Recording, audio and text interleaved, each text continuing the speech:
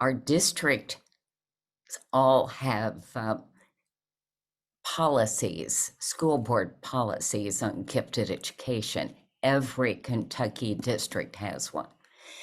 What may not be known is that there is a policy in each district because that's been there a long time.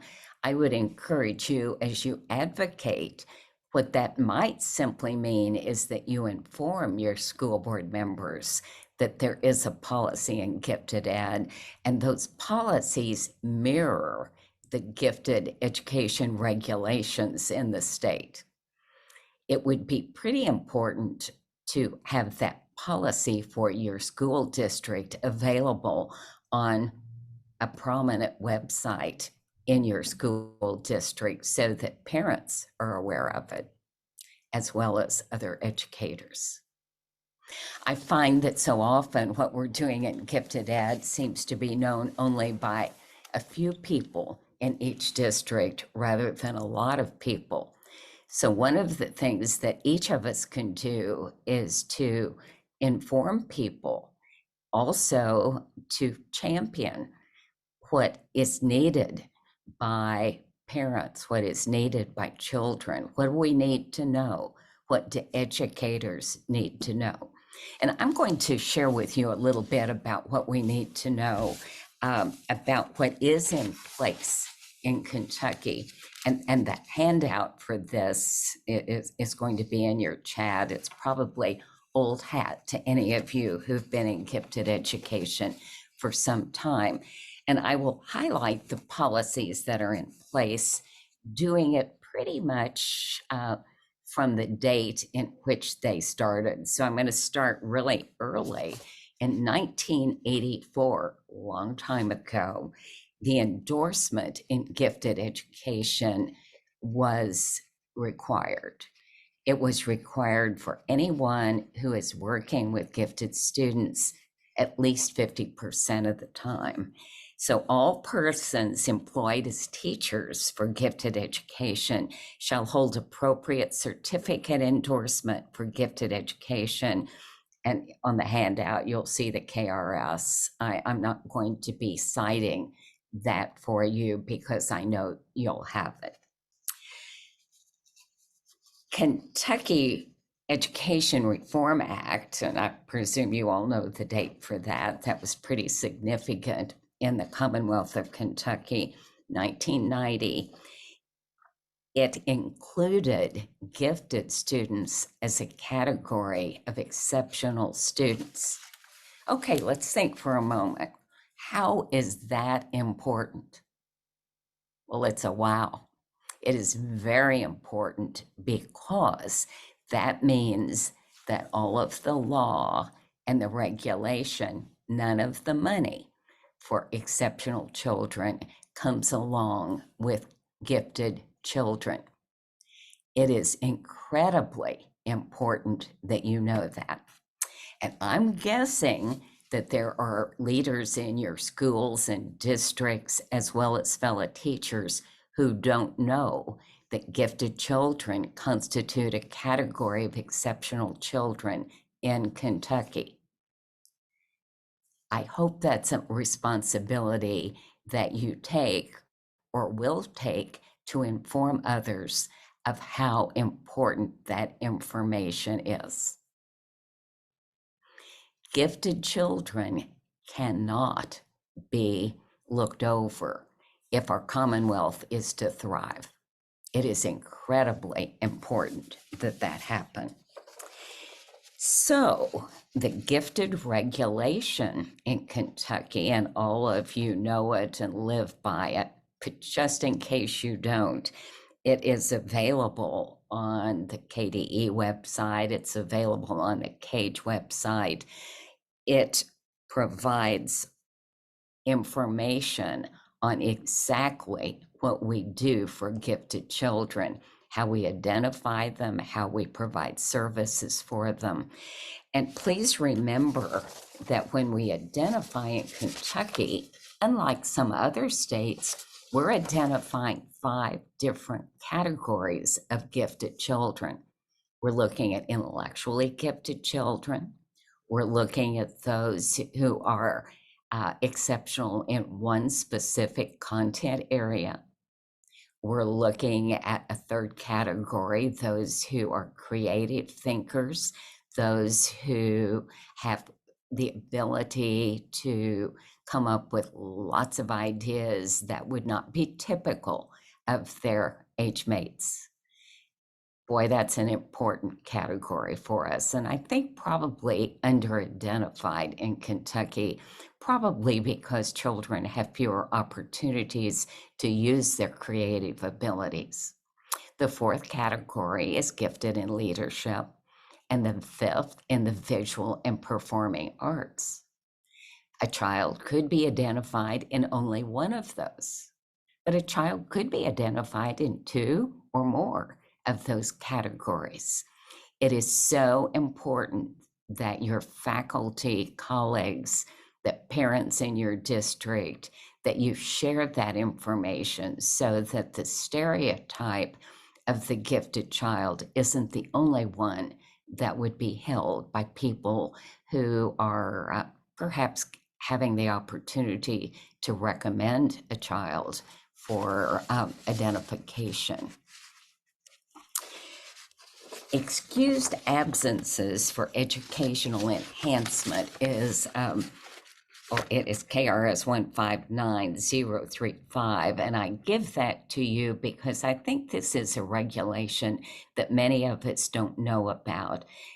If the child is given an opportunity to pursue some educational enhancement, the principal has the opportunity to recognize that and to determine whether that's opportunity is of educational value, and to receive, then the student could receive an excused absence. We've got legislation that has to do with AP, dual credit, IB, dual enrollment. Each secondary school is to offer advanced coursework. I would have to tell you, I'm a little bit worried about that one, that there are fewer and fewer opportunities for advanced coursework in some districts. And if yours is one of those, give me a call. I'm terribly interested in this and want to make sure that across the Commonwealth, our students who are ready for advanced learning have opportunities to do that. A definition of accelerated learning was put in place in 2009, and I would encourage you to be really looking for ways that acceleration is used, because I thought it would pretty much always be used in ways we've used it in gifted ed. Now it's talking some of the time about simply collapsing the levels, the time it takes to learn, and I'm hearing about that, a term being used, to catch up. And that's not the way we're looking at acceleration in the field of gifted ed. So the definition of acceleration in 2009 was expanded, quote, to enable students to move more quickly through course requirements and pursue higher level skill development, end of quote. So acceleration is very important for our gifted kids. Early entrance to school is a type of acceleration. And in 2012 and 2015, it was put in place that districts have the opportunity, and I think the responsibility, to assess children who are ready to start kindergarten before the magic cutoff date in August. Early graduation was put into place in Kentucky law and regulation in 2014. And early graduation was really not planned for gifted kids, although it works for some of them. It was really planned for the disenchanted with high school, to provide a way to graduate early.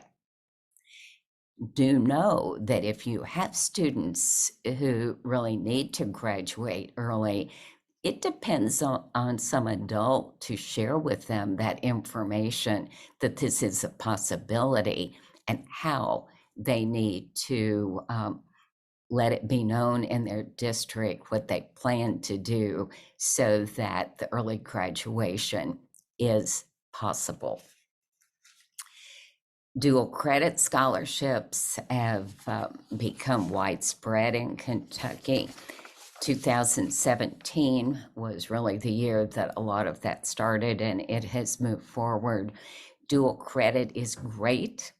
I encourage you to make sure that your students who have gone through dual credit are really ready when they've moved on to their post-secondary options. It's one thing to have the credit. It's a very different thing to make sure that you are ready to move to the next level of learning in any post-secondary opportunity. Response to intervention certainly includes gifted kids. Used to be RTI, now it's multi-system of support, multi-tiered system of support. Make sure that's including gifted kids. Of course, that was put in place because other exceptional children needed a plan in order to ensure that the services they were receiving really matched where they are and that those services allowed them to move along. That's really the same thing we have for our gifted kids. What is it they need so that they're learning every day in school, not doing what is required in order to do grade level learning? If that's a fit, that's great. If it's not a fit, then that's where the system of interventions needs to be there in your school. And what I'm talking about is law, policy, regulation that we've got. The Every Student Succeeds Act passed in 2015. Obama signed it in late 2015, and the language was very hopeful for gifted kids. However, much of the language hasn't been paid attention to in that. So we find that through the Every Student Succeeds Act, and by the way, that's what used to be every child, the system we lived with for a long, long time. The message is different, and every child succeeds in school. And that does not mean meets proficiency. It means they thrive in school. And so there are opportunities to include all types of acceleration and enrichment and differentiation within that act. And consequently, when you're looking at Title I, Title II, Title IV funding, that language emanates from ESSA. So it is certainly possible to use lots of the things, in fact, everything that we talk about in Gifted Ed for funding in your school system. Now, that's a lot that's in place in Kentucky that's in policy.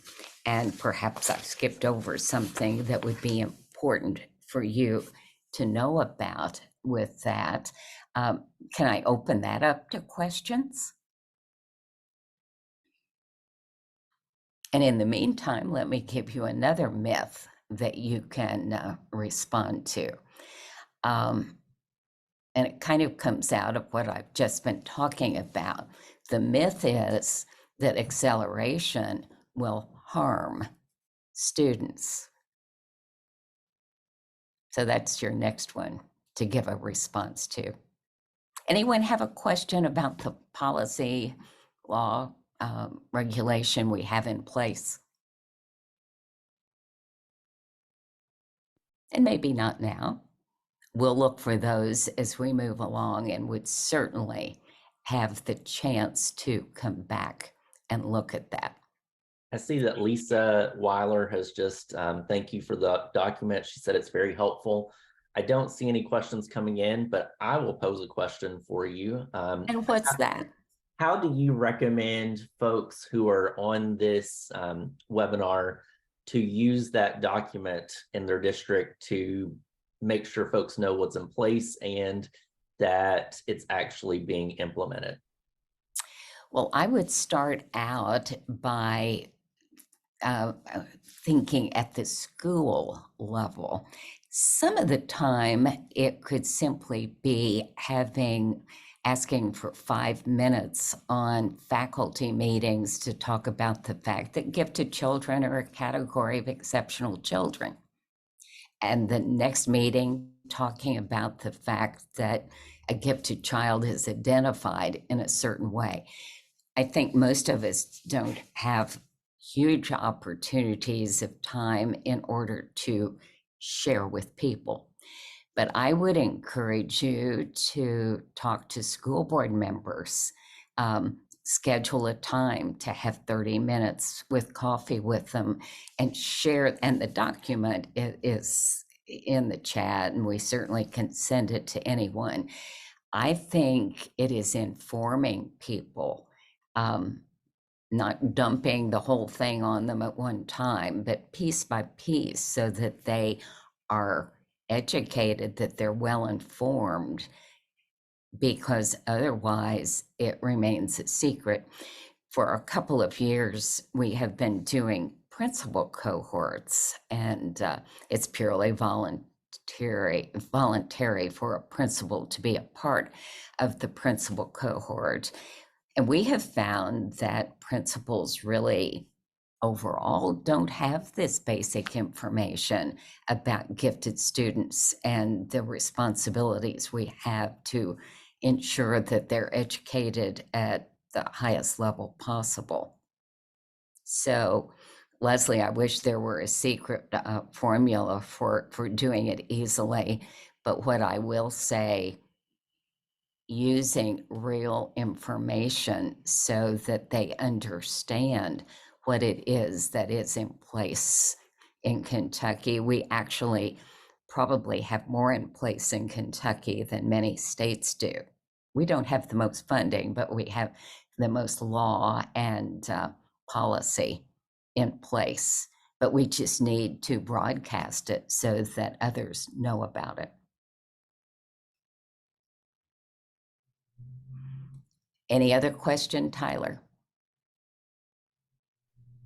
I am not seeing any other questions here. I see some responses about the myth. I would encourage folks, as we are going through the webinar today, though, if you think of questions about what's in place, or if there are things that we at the center or through CAGE can do to provide resources to help you all with knowing what's in place better and how to share that message, please put that in the chat or email us so that we're aware and we can think about how to work together. Absolutely.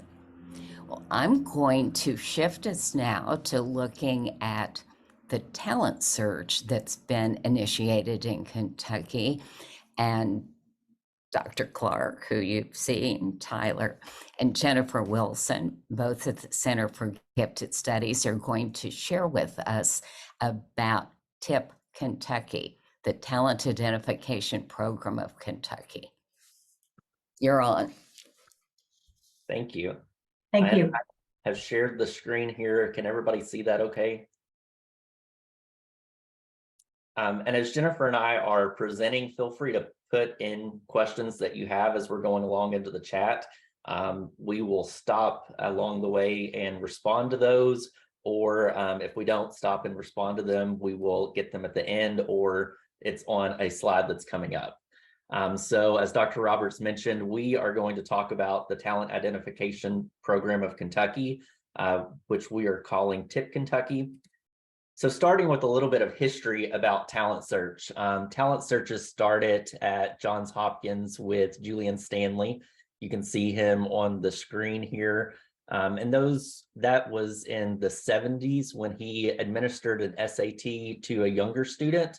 And that student just performed exceedingly well And from that, he started a talent search to see how we could serve these students and identify them. So the map that you can see here is a map of the United States that has the regions of talent searches that were pre-pandemic. So we had 5 traditional regions. We had the Center for Talented Youth from Johns Hopkins, which you can see in yellow, the Center for Talent Development from Northwestern University in green, Duke TIP, which was our region, of course, in the aqua color, the Rocky Mountain Talent Search, a Center for Bright Kids in the purple color, and then Iowa had a statewide talent search with the Bell and Blank Talent Search. And I think, as many of you all know, Duke TIP closed in late 2020, and they ceased the talent search and their program offerings. And shortly after that, we were notified that the Rocky Mountain Talent Search also was closed. So you can see that 3 of the talent searches were still in existence, but this gray area that you see, those were states that were currently in a void. They didn't have a talent identification program or a talent search in place to be able to serve those students. So Dr. Roberts reached out to some colleagues in Iowa who had their own statewide talent search to see how they were doing it, what advice they would have. And from that, we developed a consortium, and we meet pretty regularly. We have a meeting coming up with the consortium just as an update, and it's folks from centers at universities across the nation that are interested in talent search. They either are currently doing it, so from Iowa, from Northwestern University, or they were interested in picking up in their own states where the void was left. So right now, where we are is we have picked up 3 states. So Texas, they have Baylor TIP that they are doing. In Alabama, we have Title UA that they are doing a talent search in their state as well. And then we, of course, are doing TIP Kentucky in Kentucky. So we should start with, what is a talent identification program at all? We often celebrate and support talent when it comes to sports. We're very aware of strong athletes, and the football player, the basketball player, we can spot that talent and we know how to celebrate that. Artistic talent, we can see when someone is a very talented artist or musical talent. We can see that. Sometimes we often forget about the academic talent, though, and that is really the entire purpose and the overarching goal of TIP Kentucky, is to identify and support academic talent. So we talk about 3 components of TIP Kentucky. We look at above level testing. So we're administering an assessment to a student that is intended for a student 2 or 3 grade levels above. It could be even more. And just see, if we remove that ceiling effect, what can these students show us that they are able to do? And then how can we serve those students? We also talk about programming. So Dr. Roberts mentioned some programs that we do through our center, and Jennifer will talk about that a little bit more at the end of this presentation as well. But programming is really an important aspect of a talent search. If you're just identifying that talent and you're not serving that talent, then it's a missed opportunity. And that programming, as I mentioned, we do through our center, but that's also things that you do in your school district. And some of the reports that Jennifer will talk about in a minute share opportunities that you can implement in your school district and helps just develop a plan for serving these students. And then we also have recognition that we will be doing. Jennifer, are you going to talk about that in a little bit? I am. So I'm excited. mention that that is a component of TIP Kentucky, but I will save that for Jennifer to talk about the actual recognition that's coming up.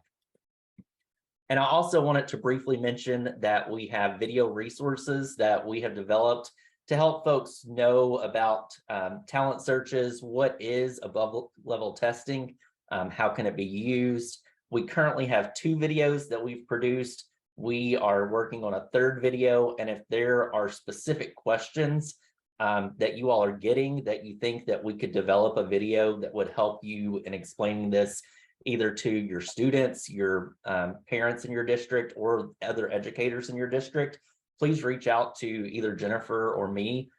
We're happy to talk about what resources we can pull together, whether that is a video or some kind of document, but we're very willing to help you with getting the resources that help you explain to folks what a talent identification program is. And we'll share one of those videos here with you.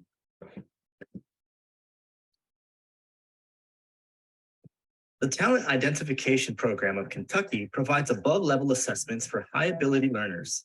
Students in 7th or 8th grade take the ACT, which is designed for high school juniors and seniors. 4th through 6th graders take an assessment designed for 8th grade students. So, you may be asking, why would a student take an above-level test? Precise and accurate assessments of what students currently know are needed to ensure that high-ability students are being challenged in school.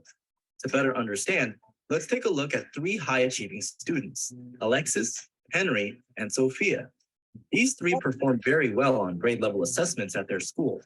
But for students like Alexis, Henry, and Sophia, how do we measure what they know beyond their grade level? This is where above-level testing can be useful. As shown on the charts, grade-level testing will not illustrate much variation in these students' academic abilities. However, an above-level test can reveal huge differences in the student's academic achievement. The results here show Alexis has high scores in math, Henry excels in science, and Sophia performs high in verbal.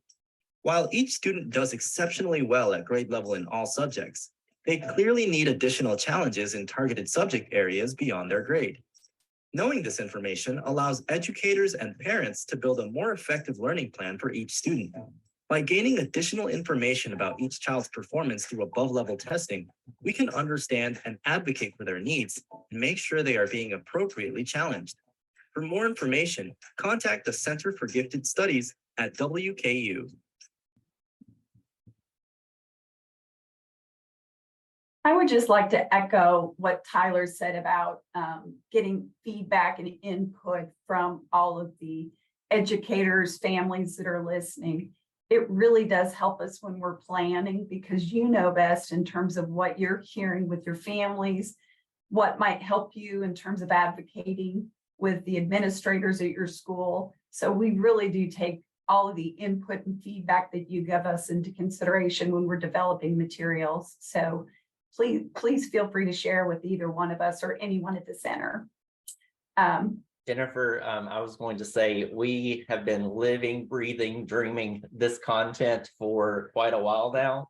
So it just seems natural to us. So if there's something that is not making sense, or you think we could explain better, let us know, because sometimes we just know some of that in our mind and forget to explain some of the nuanced details. So please do send those questions to us. Let us know how we can communicate it better. I dropped the link in the chat of where you can find these videos. And as we produce more, we will be posting them there. And just to kind of echo what the video was describing, this, for those of you that are graph lovers, this gives you an idea of, here's a kid in grade, the exhibit A is showing these high ability students are pretty much showing they're in the top percentage in their grade level assessments and in their grade level experiences they're having in class. But when you give them the above level test results, you see a very, very different bell curve. And there could be 3 kids, like they showed on the video, that are all getting top scores in math, for example. And then when they take an above level test that's 3 years beyond their grade level, it shows a very different picture. So as you can see, this is going to help you as an educator, as well as the family, better understand how to help challenge the student.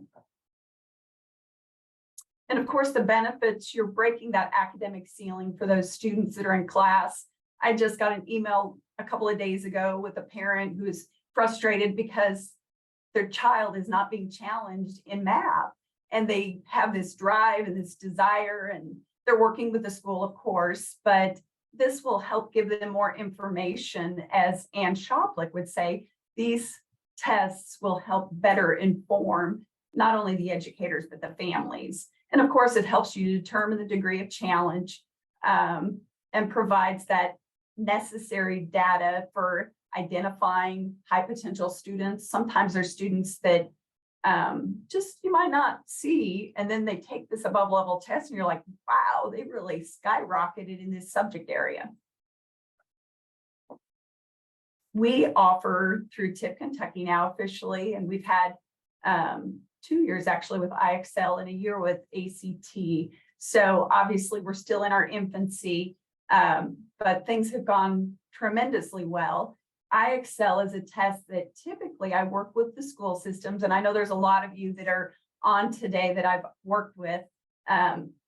What we do is we work through the school system, and there is a above level test called IXL for grades 4 through 6. A lot of the schools right now are just using maybe 5th grade or 6th grade, but it is offered for students for grades 4 through 6. The test is actually designed for 8th grade students. So that is why it's considered an above level test. And we do a few test dates at Western Kentucky, but typically it's offered at the school, and there's a lot of advantages, which I'll share with you in the score interpretations for that. The 4 subject areas for both tests actually is math, science, English, and reading. In this grade 7 and 8, we're working with the ACT. We still work and coordinate to define or identify the eligibility for those students to take the test through the schools. However, it's on the families to go ahead and register with TIP Kentucky, and then they register with ACT. So it's a little bit different distribution in terms of the score interpretations. One of the nice things that you get in the score interpretations is this pyramid of educational options. And I like to show this, it's a little blurry, but it really does give families and educators a better picture of where this child is in terms of, there will be a comparative analysis for their grade with other bright students when you're taking the IXL, and there will also be, it's differentiated by academically talented all the way up to extremely talented. And it's a little bit blurry, but you can see it. Thanks for blowing that up, Tyler. And on the next slide, it kind of gives you an idea. There's little shapes on the pyramid that was just shown, and it will identify your student where they fit on that pyramid. And then there will be all these different types of options, suggestions, recommendations for families and educators about how to challenge that student.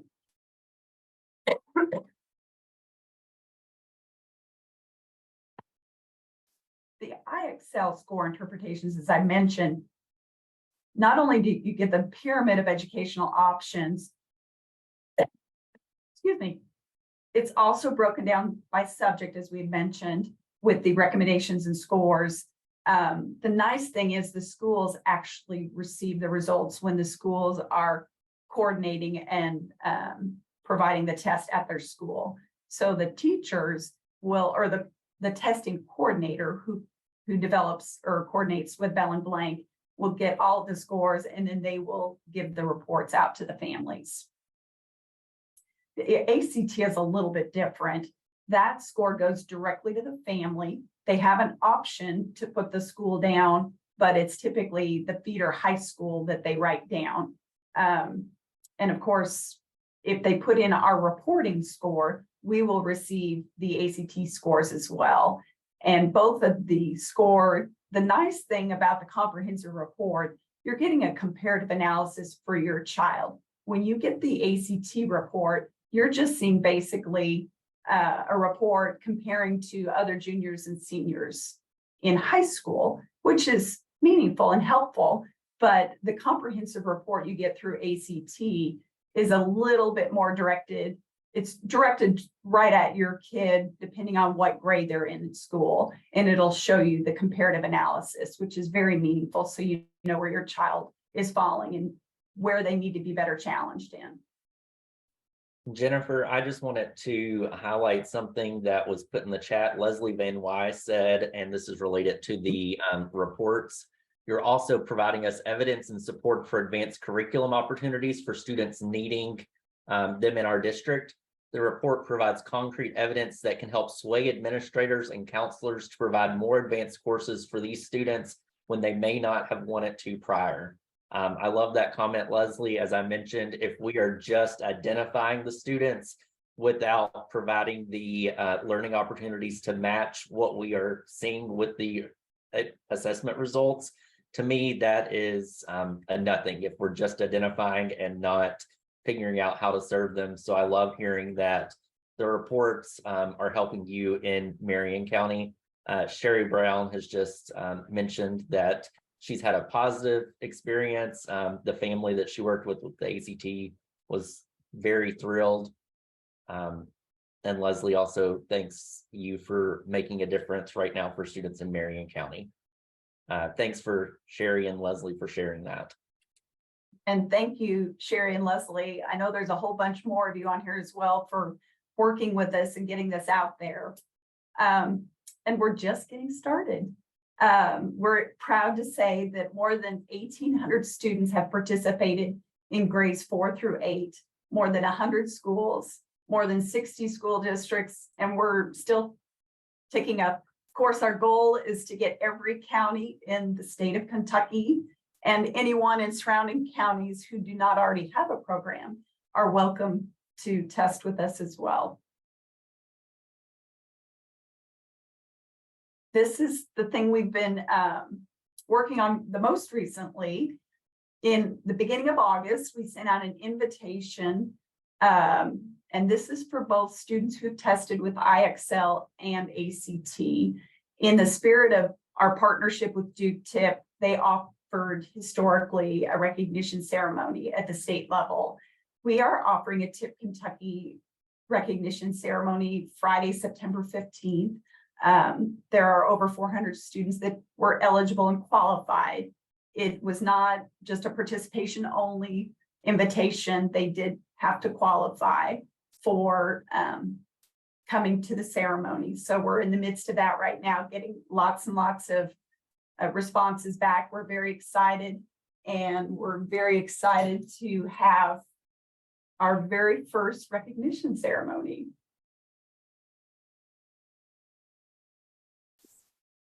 Now, this is a little off from TIP Kentucky, but very, very interrelated. And I would love to get feedback from, if anyone wants to throw in the chat box, for those who have not participated with Project Launch Plus, feel free. I know that Sherry and Leslie, and there's a Hannah and lots of others that are probably watching right now. So feel free to put a little plug in about Project Launch Plus if you've been involved. It is a federal grant program that we are partnering with Johns Hopkins University. Unfortunately, it's not for the entire state. It is for schools and districts and it's not just Kentucky, anywhere within a 3-hour radius of Bowling Green, Kentucky is what the grant dictates. This is an opportunity for 6th grade students, and we will be doing our last year of this grant. They will receive free above level testing. They will have an opportunity through a random selection to go to a week-long residential camp in the summer. And they will also receive some helpful information digitally about helping your high ability student in terms of the families. They'll receive emails about that. So it's a wonderful opportunity. I am more than happy to share with any of you that are within 3 hours of Bowling Green information about it. I will say this is an opportunity for students in the 6th grade who have had limited opportunities in the past. So in the spirit of the grant, it is for students who have had limited opportunities. It could be due to financial circumstances, students maybe that are in a rural community who've not had any opportunities in the past, and it's been very limited because of where they live. So these are reasons why they might be eligible, but you can learn more about it through me or through our website. Jennifer, before we go on, I want to pull some comments, questions out of the chat here. Shelley Doty has mentioned that in Hardin County, they participated last year. Their results were outstanding. She mentioned that students were performing at almost gifted percentile rates on the 8th grade content. And they were able to share that information with principals to show the need for higher level classes and cluster grouping. Again, I think it just highlights why we're doing this. We're not doing it just for the fun of it. We're doing it because we want to make sure that it is supporting your local districts in providing the services for the students. So thanks for sharing that, Shelley. Going back to the recognition ceremony, Jennifer, we have a couple of questions. I think this is Renee Lackey. What are the requirements for the recognition ceremony? Excellent question. And Tyler, help me out here if I forget. We are going in terms of the ACT, it's by the ACT College Readiness Benchmark. So you're looking at different numbers depending on the subject area. I believe English was 18, reading, math, and 22, 22, 23, and I can't remember, but I can get that information to you if you want to shoot me an email later. But it is the ACT College Readiness Benchmark numbers for ACT. For IXL, if a student hit the 95th percentile for their national ranking on at least one subject area, it doesn't have to be all 4, then they were invited to attend. So if you're wanting more details about it, feel free to reach out, call me, or email me, and I can get you that information. If you're wanting to know your school system, we did send out individual email invitations to all the families. I can get that information to you if you just shoot me an email and let me know that you're wanting that information. We are a full house, I'm just going to say. We're so excited. The response has been tremendous. And I'm happy to work with the school systems if you are interested in trying to get your students here. And just to add, to make it clear, for the ACT, it is also just meeting the benchmark in at least one of those subject areas. It doesn't have to be meeting the benchmark on all of them. And to follow up on Mindy's question about will the schools receive information about who is being recognized, Jennifer, I believe, are you going to be sending that out to all schools coming up? And then they are free to be able to share that through their school press release policies? Yes, we will send you the individual names and let you send out the information. From our standpoint, we'll probably do a press release regarding the numbers in the school districts, and we'll send you specific names.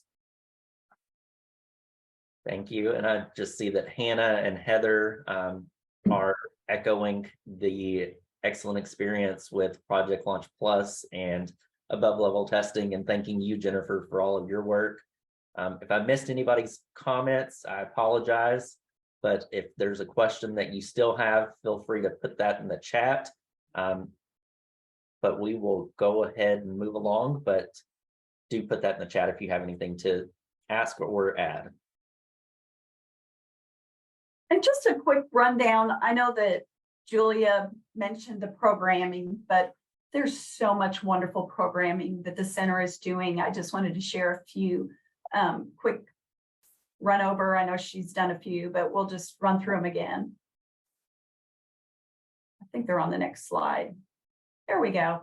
So of course, if you're within driving distance, and I know some people that are an hour away, it's worked to their advantage because Super Saturdays doesn't start till, what is it, Tyler, 9 a.m. But you gain an hour from Eastern time coming. So several school districts have taken advantage of that. We have, it's open right now for the Super Saturdays, which is actually October this year. I need to change that slide. Sorry about that. It's October and February. And of course, the BERTA seminar is coming up, Idea Festival in February.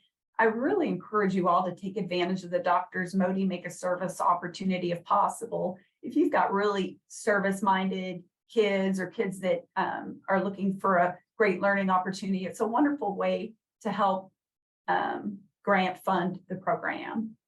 And of course, we highly recommend our summer programming with SCATS, the 2-week program for kids that are 6th through 8th or just completed 6th through 8th grades, and VAMPI is the 3-week intensive program. The two main differences, as most of you know, SCATS offers classes, there's 4, and you have a little more, they're shorter in the day, whereas VAMPI, your curriculum is focused on 1 class for 3 weeks. It's much more intense. And the Gatton Academy, we threw that in there, even though that's not our programming, but it's a wonderful opportunity for those students of high ability that are eager to have more in the math, STEM, science area. And travel abroad is planned for this coming spring. I believe it's England, and I'm not sure the dates on that, but it's on our website. And if you want more information on any of these programs, we try to get them up as quickly as we can at our website. And I also just want to share, I have gone out to do some school visits with a few of the school districts. I love going out to the schools. I think it's such a wonderful opportunity to connect with the schools, not only the schools, but the families at the schools. So if you have a parent workshop or something coming up in the evening, I am more than happy to come and talk with your families a little bit more about TIP. If you're within a 3-hour radius, I'm more than happy to talk about the grant since it's going into our last year. One more thing about the grant, I know some of you have been asking me, we will open for registration in September. So be looking for that. It actually filled up, which was a little bit unexpected. We didn't know it was going to fill up as quickly as it did last year. So be looking for that, and we'll also put it in our monthly updates.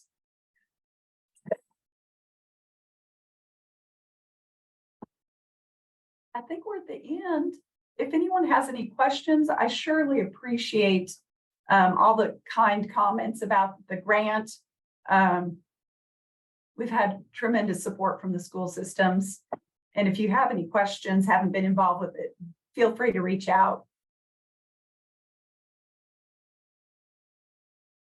Are there any additional questions that anybody would like us to address?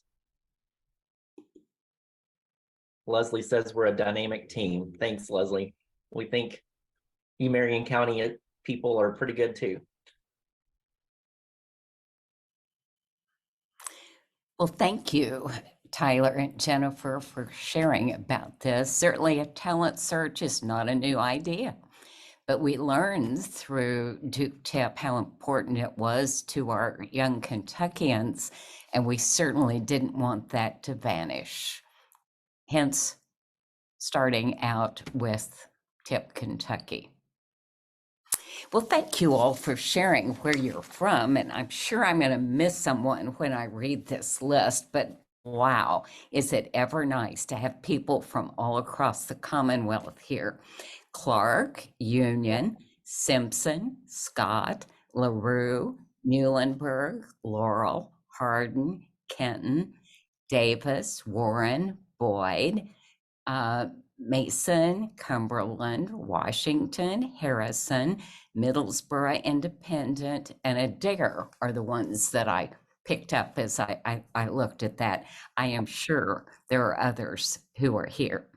So let's look for just a moment about that myth on acceleration. Tyler, what comments do you see here that help us understand that that is a myth?